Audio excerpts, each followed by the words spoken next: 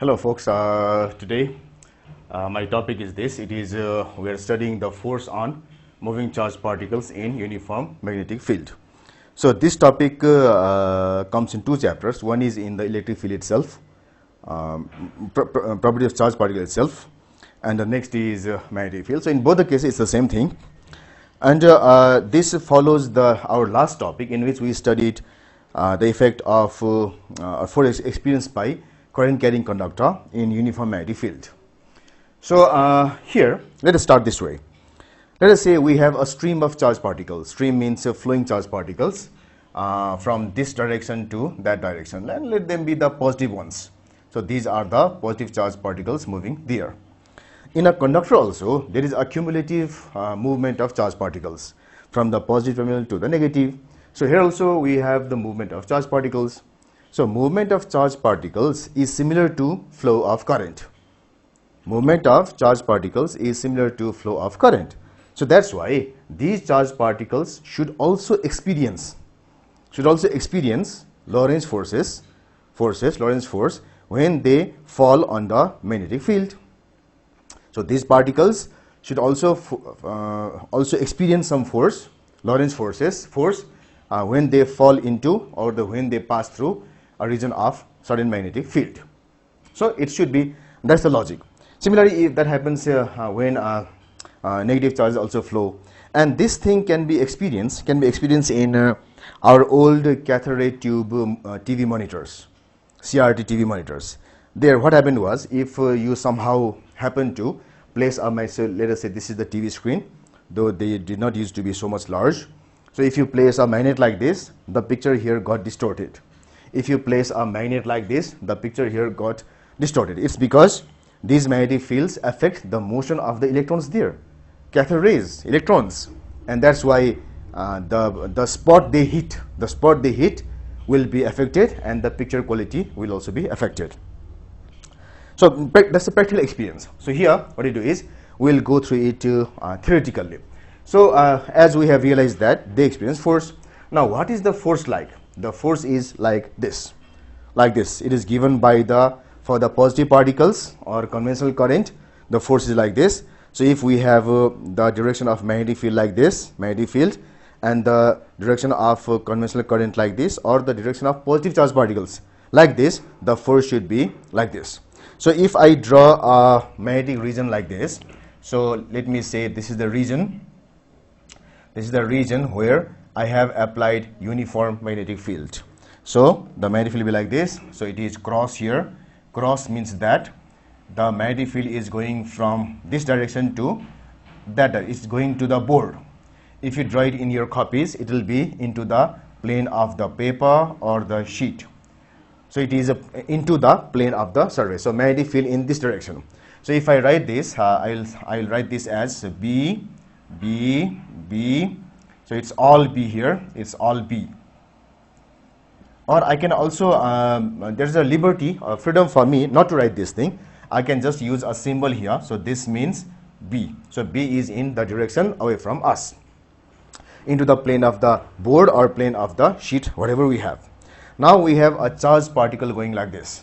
Charged particle going like this. So it enters here. This is the charged particle. As soon as it goes here, it experiences a force. The direction of the force can be found by, of course, the left-hand rule of Fleming, of course. So let's apply that law here. So like this. So this is the magnetic field. The index finger denotes the magnetic field like this. The direction of the positive charged particles like this. The force like this. So the force will be in upward direction. So here, as soon as it enters here, the force will be in upward direction. Now because of that, so it was going like this. It was going like this. There is a small force like this.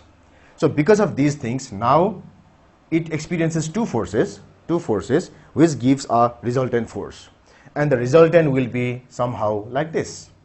The resultant will be somewhat like this. So that means its direction changes. Its direction slightly changes like this, slightly changes. So I have not done it much, it slightly changes. Now what happens now is, now it becomes somewhat like this. So see the twist here. It was like this. Now it is somewhat like this, and because of this change in direction, the direction of this force also changes. You can see here it was like this, it happens like this.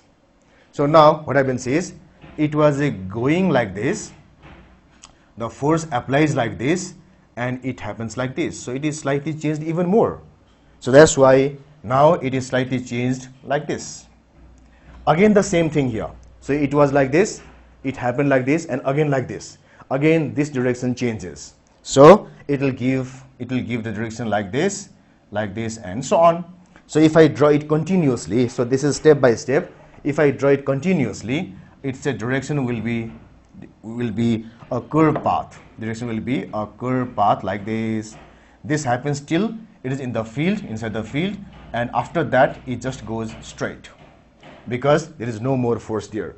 So when you draw this, you should not have any kink here, or you shouldn't have any turn here. So if you do like this, if you do like this, it is wrong because you can't have sudden change here. And if it comes like this, and if you do like this, it is wrong. So it should be smooth here, smooth transition here, and smooth transition here. Now what is the nature of this curve? The nature of this curve is a circle. It's a circle because what happens is, you can see from here, we have the velocity of the charged particles here, and we have the force here. The force and this velocity is perpendicular to each other. You can see in the camera, this is perpendicular. So if it happens like this, both are slightly changed, but this is still perpendicular. If it happens like this, both have changed, but still it is perpendicular. If it happens like this also, it is perpendicular. So wherever it goes, the force is perpendicular to the velocity. And this thing happens only in circular motion. So that's why the path should be a circle. So circular arc. So straight line, circle, and then again straight line.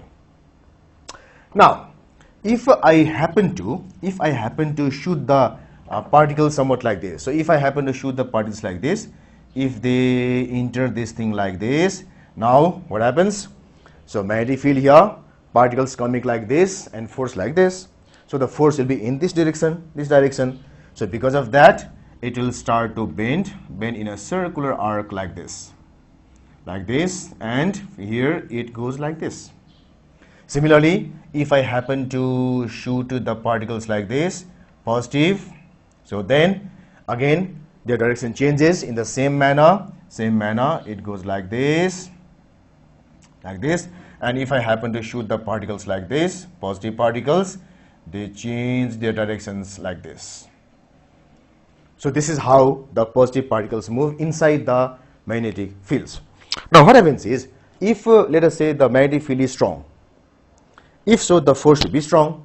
So what can happen is, so if I shoot it like this and the force is strong, what might happen is like this. So from here it can take a circle and also can return like this.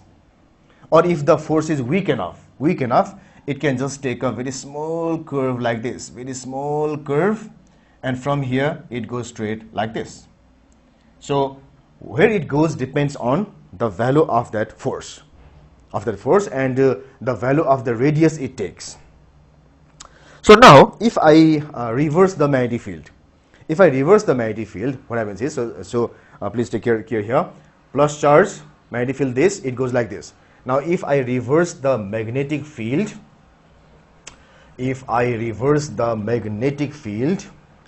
like this, so this is the region where I apply the field, then I have got this dot circle, dot circle, dot circle, dot circle, dot circle, dot circle, dot circle, dot circle, and dot circle. So dot, this means magnetic field.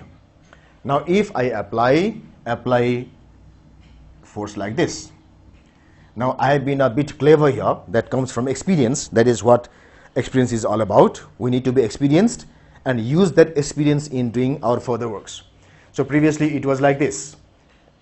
So now I have drawn this thing a bit lower. Why? You will know the reason. So here magnetic field is like this, coming towards you, to the camera, and the charged particles are going this way. So the force will be here, the force will be down. So down means it will come like this. So I wanted the charged particles to spend as a less area within within the uniform field. So if I do like this, it will come like this, the other will cross like this, and so on. So crossing makes things haphazard and a bit difficult to comprehend. You might know cross and crush, they make things difficult, you know it. So if I do like this, now if I throw the particles like this, so here now I'll throw the particles like this, shoot particles like this, plus, so what happens now is magnetic field this, the charge particle going upward, so force here. So that's why it will be going in this direction. And similarly, if I throw charged particles like this, plus, again from here it goes like this. Again, I have charged particle like this, plus charge, it goes like this. So what I have done is, I have done this thing in such a way that none of them cross their path. So none of them cross their path. So that is how it is done. So had I made them incident, as in previous case, they would have crossed all their paths, so made things haphazard. So I tried to avoid that by drawing them properly. Now same thing can be done for negative particles as well, electrons. Let us see. For electrons, everything is opposite. For electrons, so in this case, they will be bending, like if they are electrons, they will be going like this. So for electrons, we don't have any laws, so we simply have to like this. So if this is the force applied, force that happens in positive charge particles, had they been electrons, the force would have been like this. So you know this and then reverse it. There's no other way. Don't use this and this. So it makes things more confusing. So what you do is, if this is the way to find the force for positive particles, so if it is for negative particles, then you simply do like this. So reverse it and you know the force. So now with these two diagrams, you can do the same for electrons or negative particles also. So it will be better if you draw the diagrams by yourself, because you will not learn until you do things yourself. That's one thing to remember. So if I do, you might learn something, I learn more.